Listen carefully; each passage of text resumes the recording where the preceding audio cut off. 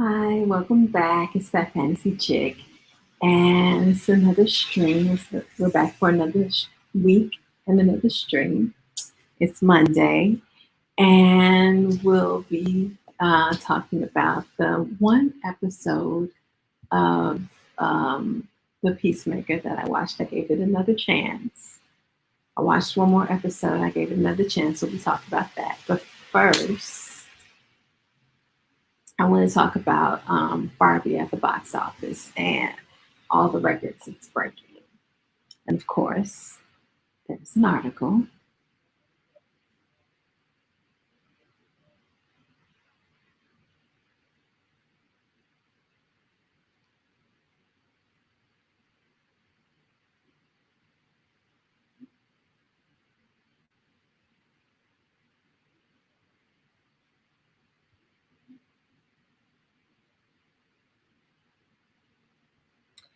Okay, Barbie Box Office. Greta Gerwig becomes highest grossing female director of all time domestically, beating Frozen 2.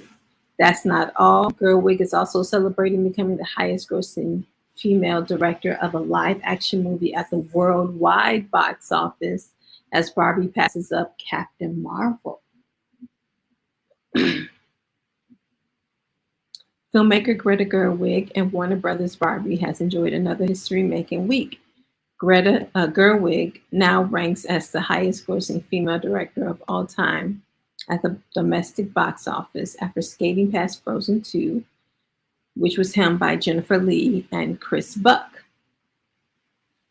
From Walt Disney Animation Studios, 2019's Frozen 2 grossed $477.4 million in North America, not adjusted for inflation. Barbie finished Tuesday with a domestic tally of $478.1 million before climbing to $492.6 million through Thursday. On Friday, it became the 20th title in history to clear $500 million domestically. That's not all. Gerwig is also celebrating becoming the highest grossing female director of a live action movie at the worldwide box office as Barbie passes up Marvel Studios' 2019 superhero pick, Captain Marvel. So everything's from 2019, both Frozen 2 and Captain Marvel. Directed by Anna Boden and Ryan Fleck. And both are co-directed. By men. Captain Marvel grossed $1.13 billion worldwide. Barbie finished Thursday with a worldwide tally of $1.113 billion and is strutting past Captain Marvel on Friday. Barbie has been shattering the glass ceiling since opening to a staggering $162 million at the North American.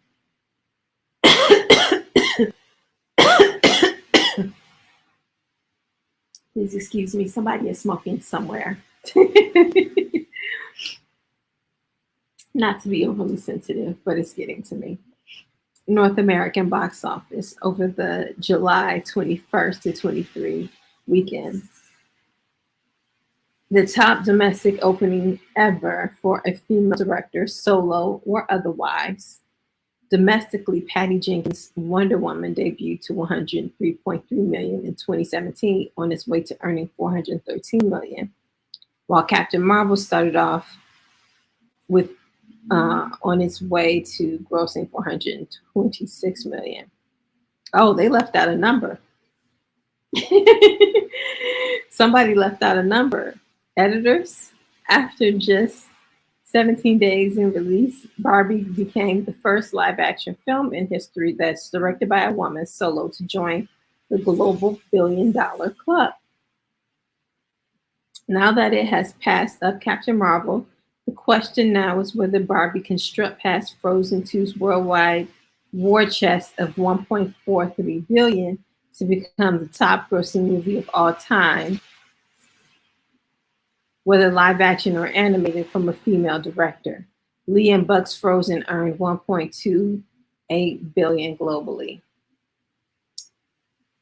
At this pace, box office observers aren't ruling anything out when it comes to Barbie, which will easily stay atop the box office chart over the August 11th through 13th weekend, despite being in its fourth outing. Still number one. When was the last time?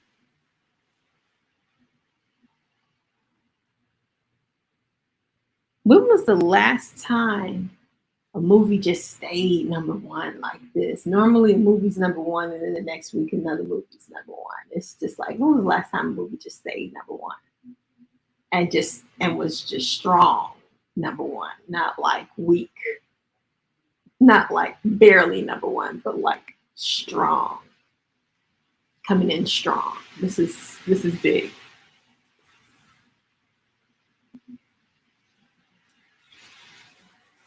I still like Captain Marvel. We can like Barbie and Captain Marvel and still be happy that Barbie is overtaking Captain Marvel because she was directed by a solo woman, which proves women do not need men's help. A solo female directed movie is surpassing all of these co-directed. Why they had to be co-directed, I don't know. I am not going to commentate on that. Because I do not know the circumstances of why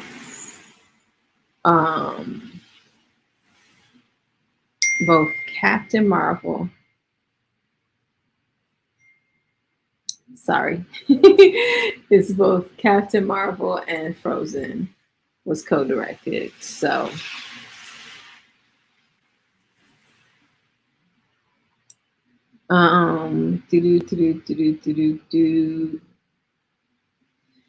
so yeah, but I'm just happy that we're seeing this. But like I said, this news is a win for me as female director. I feel it opens doors. It opens doors. So open a door for me, Greta.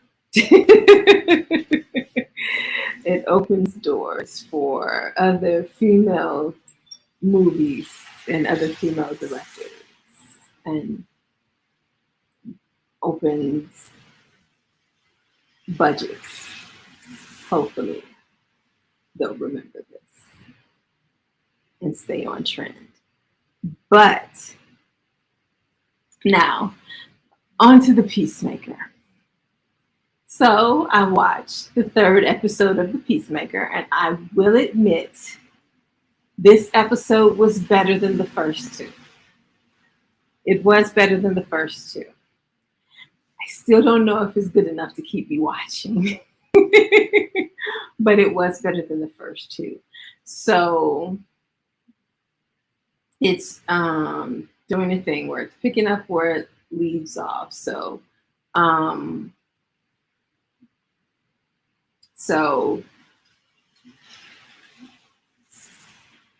they all meet together, and he tells him his next assignment, his first assignment, is to kill a senator, a United States senator, and possibly his entire family, because the senator is a butterfly, and the family may be butterflies, but we'll have to see if they are.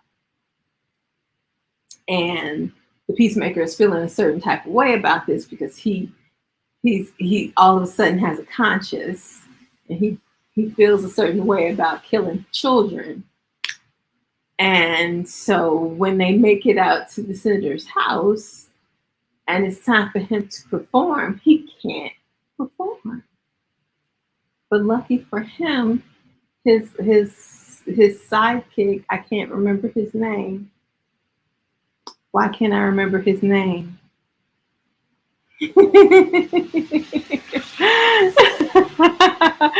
I can't remember the sidekick's name, but the sidekick came in, and he was able to he was able to shoot or kill off the entire family, and then he took too long to kill the senator.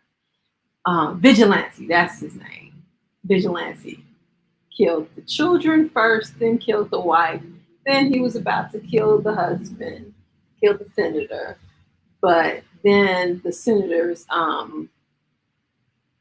little Asian bodyguard came out of nowhere and started kicking their ass.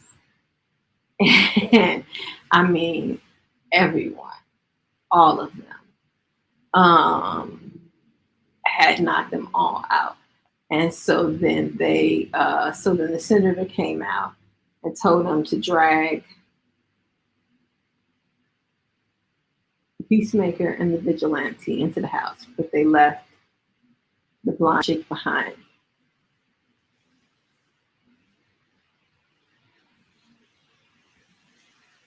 His name is the Vigilante. It's generic. It's called the Vigilante. He's the Vigilante.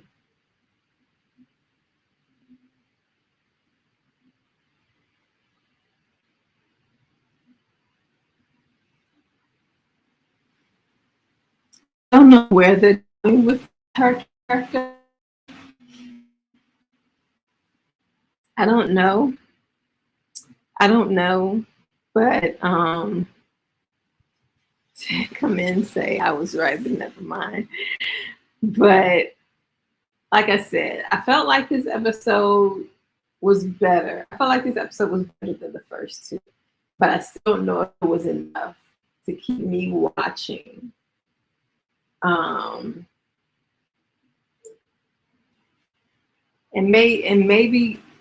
I say it was better because I definitely didn't feel the need to forward through anything. So that was a plus.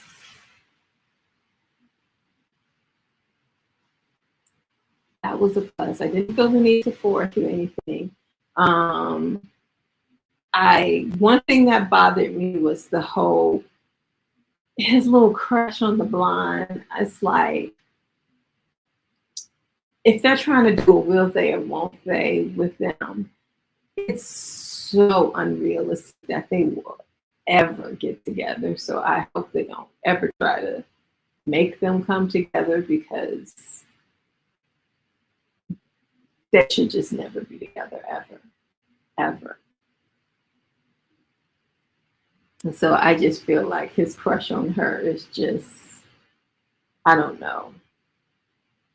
If it's setting us up for a will they or won't they, I'm just like, it should be won't they. It should be won't they. They don't. They, no, no, no.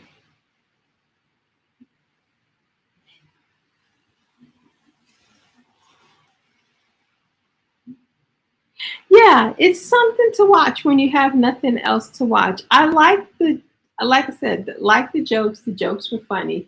And I think why I liked this past episode was written by James Gunn himself. So, and that's, I don't know. I mean, definitely the first episode was written by James Gunn. I don't know if he wrote the second episode. I can't remember if he wrote the second episode, but this past episode was written by James Gunn. And sometimes it takes a while. It takes a couple of episodes before a show hits its rhythm. And it may be hitting its rhythm now.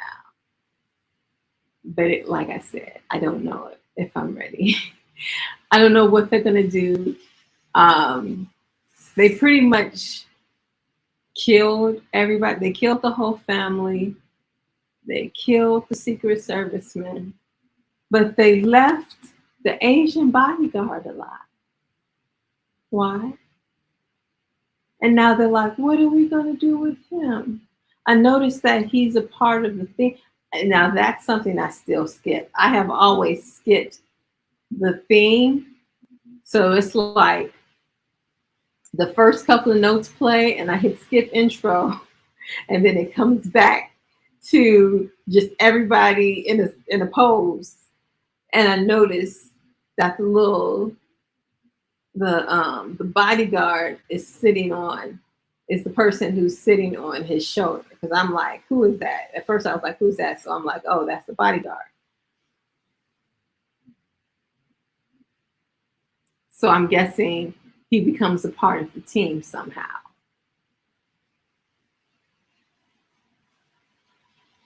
Uh, because now Vigilante just sort of pushed his way in, and now he's a part of the team because now he has to be. He knows too much, so now he has to be a part of the team.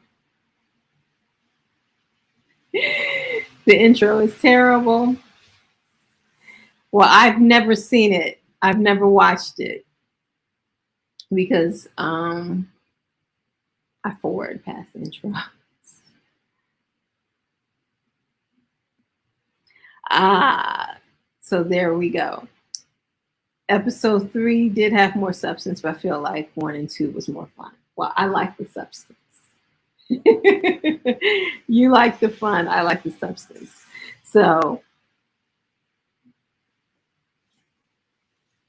um, they're you know, episodes 1 and 2 was sort of introducing us to the world and to the characters and to the conflicts, and now we're getting down to the nitty gritty. I still feel like there's room for more of the fun to seep in because every single episode is not going to be conflict heavy. There's going to be some episodes that are going to be lighter than others. So there's room for fun episodes in the future. Um,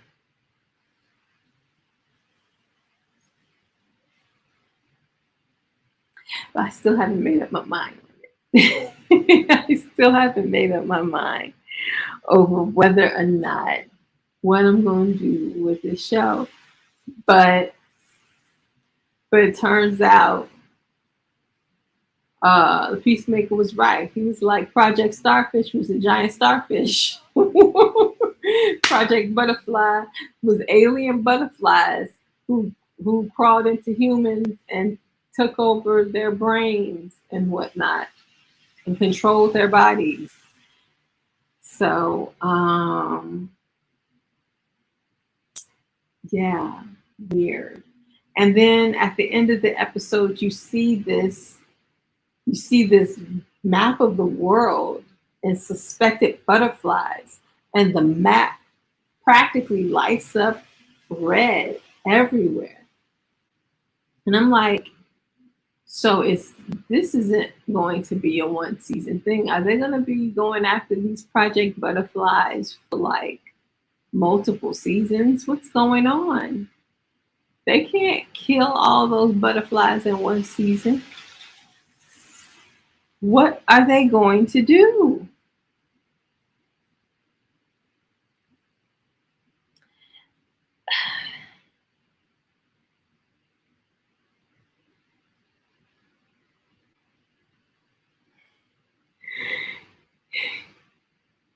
You can't just surprise me with substance. That's wrong.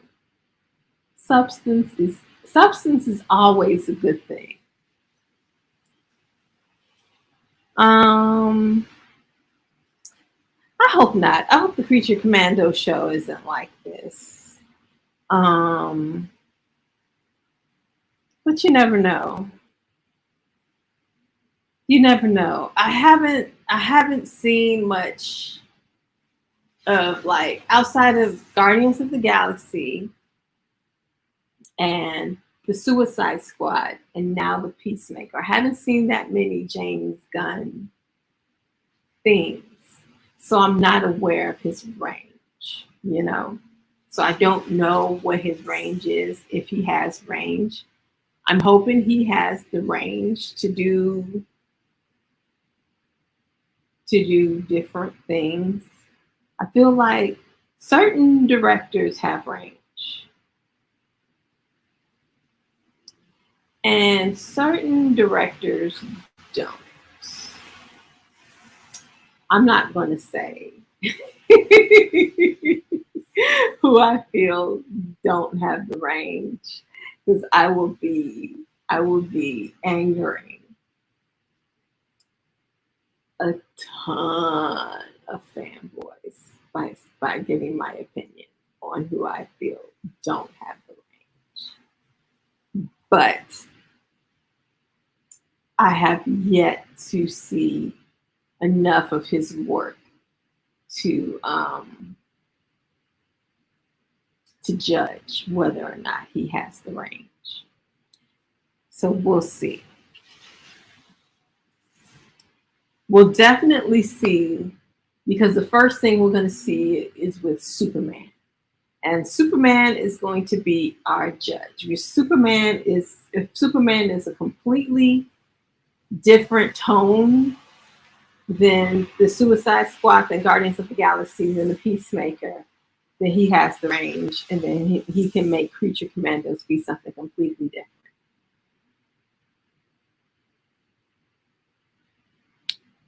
So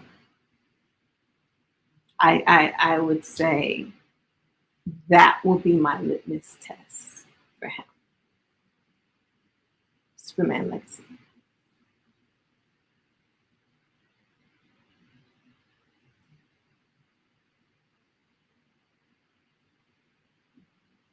That was a rumor. See, that's why I didn't report on that, because I don't trust all sources. It's like it has to come from a certain source before I put it up. And it didn't come from any trusted source that I had. Any trusted source. It came from like, I saw it on Instagram. On an Instagram. I saw it on Instagram memes. And for me, memes is not the truth until I see it from a reputable news source. It didn't happen. I saw it as memes. So I can't take memes seriously. That's just a rumor. For me, it's just a meme. Because while they were saying all of that, the bootleg Twitter pages, because even after they had the memes up, they even turned around same memes and was like, oh, I think they turned around and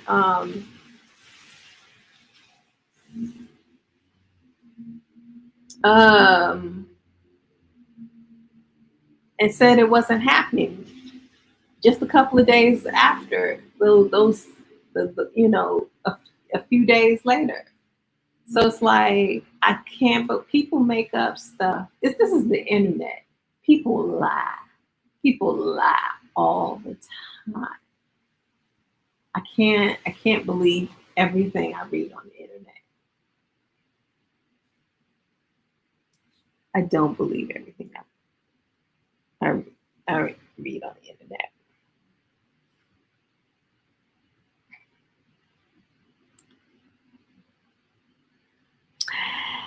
Hey, Nikki B, how are you?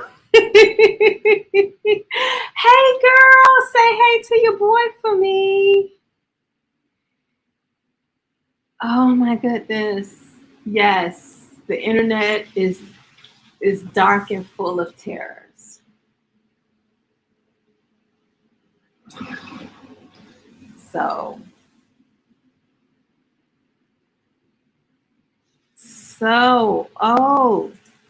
if you're still on, how are you feeling about the Vampire Diaries so far?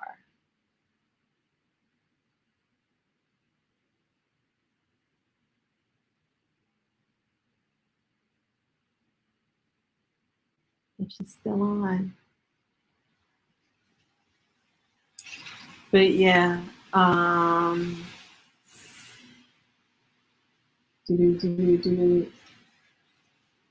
so I can't go by names.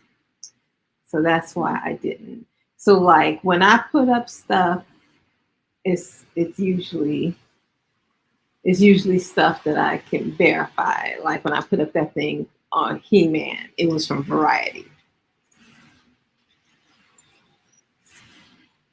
Elena, yeah, Elena is a Mary Sue, and she gets on my last good nerve. Good nerve. We're gonna have to have a conversation about her. Yeah, she. I try. Okay, so the Vampire Diaries are based off of some books, and I'm always reading books. So I tried to read the books that they're based off of, and I couldn't. I couldn't because Elena was more insufferable in the books than she was in the show. I didn't think that could be. I didn't think that could even be. But she was more insufferable in the books. I was like, this is ridiculous. How did they do this? So so I did not read the books. Oh my goodness, I couldn't get through that. I couldn't get through that first book. So I have not read the Vampire Diaries books. But as far as I know, after that first book, they veer off the storyline so completely. They don't really pay it, they don't really stay faithful to the books anyway. They take, I think they take inspiration from the first book, and then they just go off on their own little tangent. They just ignore the rest of the books anyway. So the rest, and there are a lot. There are a lot of the Vampire Diaries books. A lot of them. So, but yeah.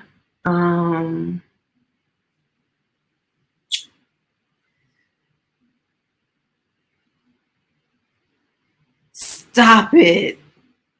You do not like Niklaus. I hate his guts. Well, you'll like the originals because he gets his own spin-off show. I was happy when he got his own spin-off show because that means that he was gonna get off the Vampire Diaries because I hated his guts. I hated his guts. I hated him and his whole damn family. The only one that I liked was Elijah. I liked Elijah, but the rest of them bastards I couldn't stand.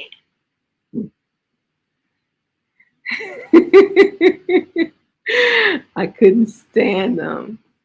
I could not stand those bastards. Um, Freaking originals. They took over the show. So I did not watch. I did not watch the original. I tried to watch the legacies, but it was about children, and I was pretty much over watching a show about children at that time. So I watched maybe an episode or two of Legacies, but it has Alaric in it, and it's sort of a continuation of the Vampire Diaries story. So if you watch it, you will watch Vampire Diaries, the originals, and then Legacies. So it's amazing. But yeah,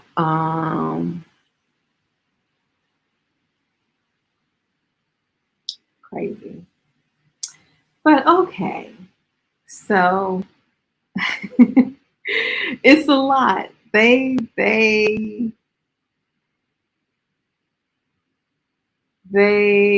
that it was a popular show and they kept it going.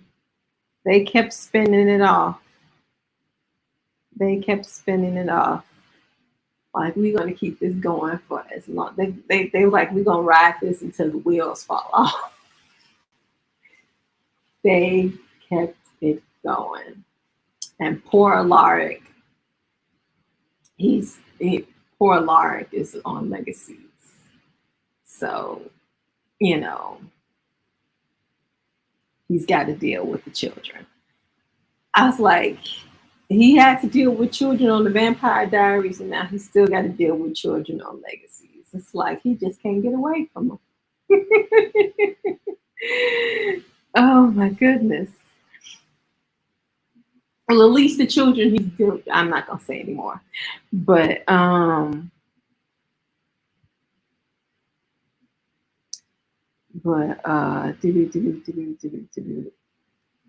Niklaus. I can't believe I am judging you so harshly right now. Yeah, he's a good character. I like him. I like Alaric.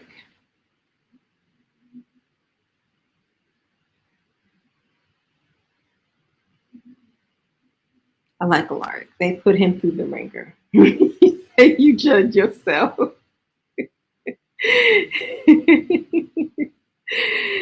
Oh my goodness. As you should. As you should. Oh my goodness. Oh my goodness. So I'm trying to think where you are. If you have Niklaus, there's only 8 seasons. So you're somewhere, are you at season 6 right now? I'm trying to think, where are you?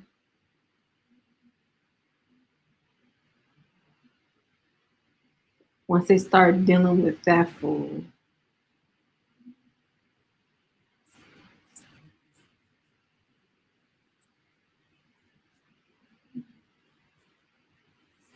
About to start 6. Okay.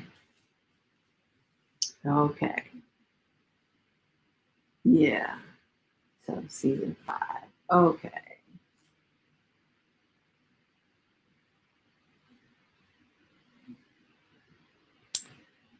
Yeah. Yeah. I'm trying to remember. I'm trying to remember where everybody was at the end of season 5. But I can't remember. Everybody was, it's such a merry-go-round on that show. Everything's up and down and in and out. It's hard to remember where everybody is. People dying and coming back to life, and first with one and then with other.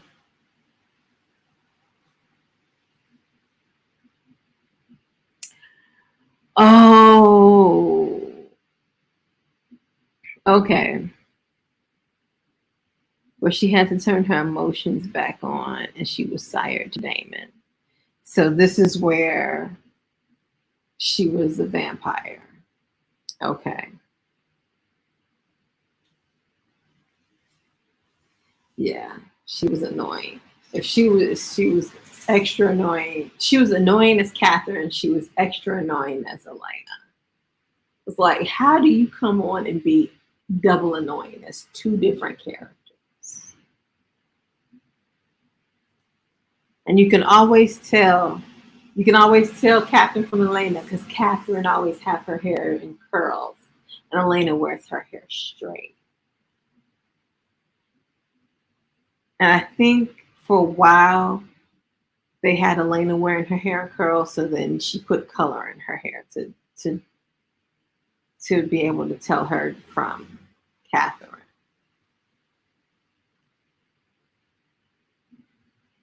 But that's how you tell the difference between Catherine and Elena. And I'm like, nobody on the show would notice this. Nobody on the show clocked this. So she would come on, pretend to be Elena, and nobody clocked that her hair was curled, and be like, Elena wears her hair straight. Nobody clocked this. Nobody.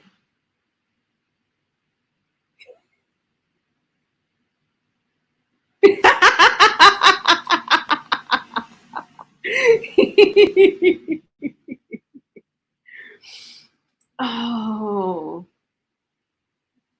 pretty much. Pretty much. Both of them, Andy Klaus. and Niklaus's sister. What's her name? I can't remember her name, but Niklaus's sister, and all of his brothers except for Elijah. And who else? Oh, Matt, because Matt started getting on my nerves. Tyler, depending on the day. I'm like, first of all, you lucky to have that name. That's my nephew's name, and you smirching it. Rebecca. There we go. Rebecca. Rebecca could give a folding chair to the heart, stab through the heart with a folding chair. but but yeah, yeah. Matt, Matt and Tyler. But like I said, ruining my nephew's name.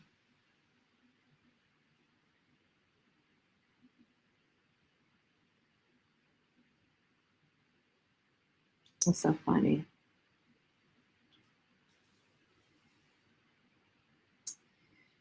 But yeah. Boop, boop, boop.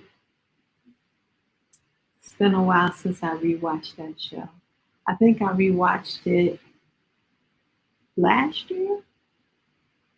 It was last year or the year before last is when I rewatched it. Um,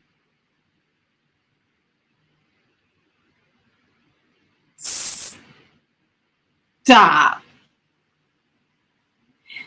Stop. You talking about Bonnie's mother? Bonnie's mother.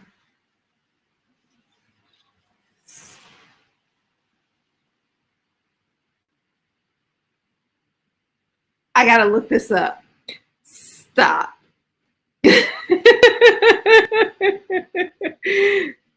Oh my goodness. What is his name? Joseph Morgan.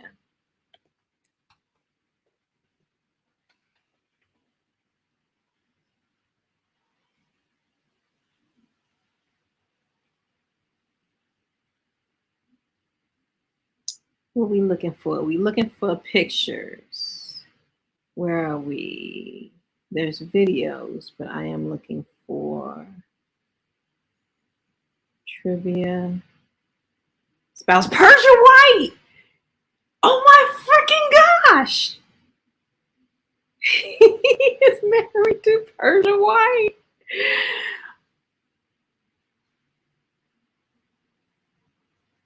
Well, knock me down with a feather. I didn't know that. I did not know that. Girl, I am too through. I am too through. I had no idea. I had no idea. I had no idea.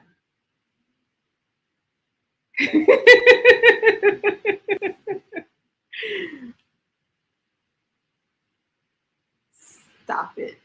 They got, according to IMDb, they've been married since 2014. So they got married after the show was over. But still, they met on the show. How old? I don't know how old she is, but how old is he?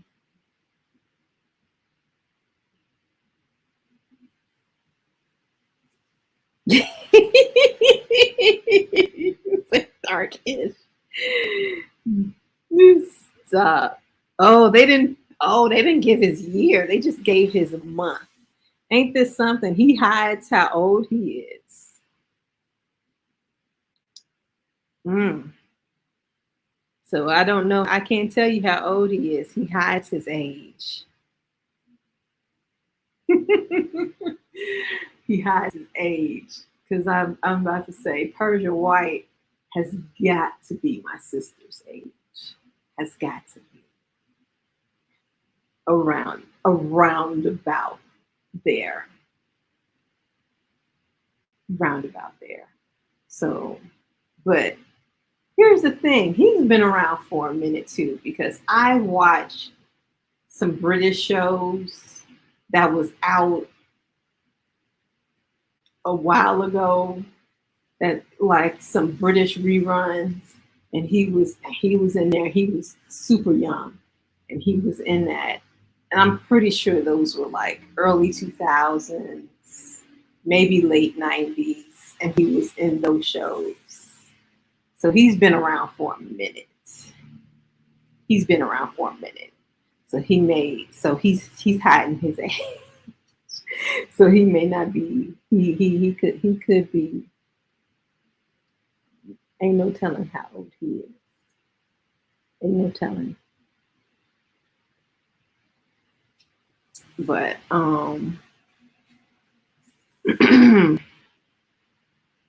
okay. So we done went from Barbie to the Peacemaker to now the Vampire Diaries. Oh my goodness. I am never gonna get over him being married to Persia White. I'm gonna have to tell Monica. She ain't gonna know who he is because she don't watch the Vampire Diaries.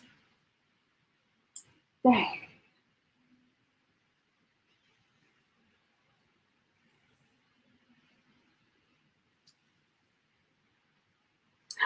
Tell DJ I said hi.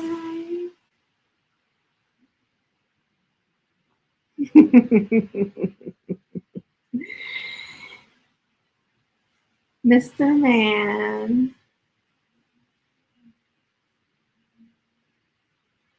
Well, okay, I've been on here for a minute and it's getting late. So I'm going to wrap things up. He's grinning hard. Well, I'm happy. I'm happy he's happy.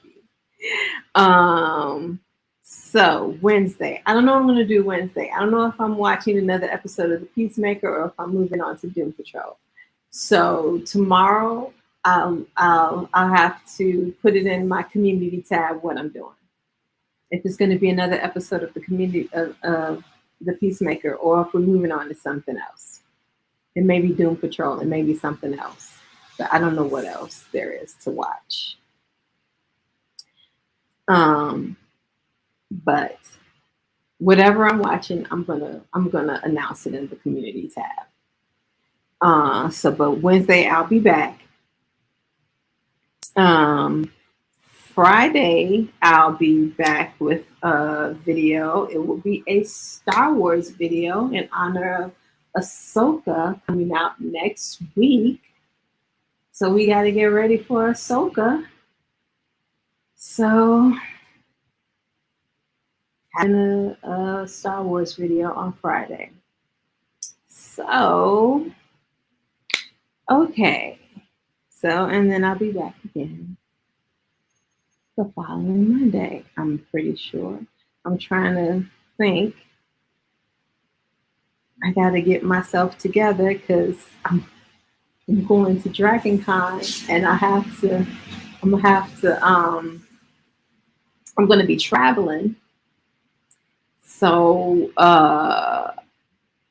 some of these videos are going to have to be doubled up. I'm going to have to, and some of these lives, I'm going to make some of these lives. We'll know for sure. I think next Monday I'll tell you what lives I'll be making and what lives I won't. I'll tell you next Monday. I'll know for sure next Monday which lives I'll be missing because I'll be traveling. Traveling to Dragon Con, but we're getting closer. But in the meanwhile, thanks for watching.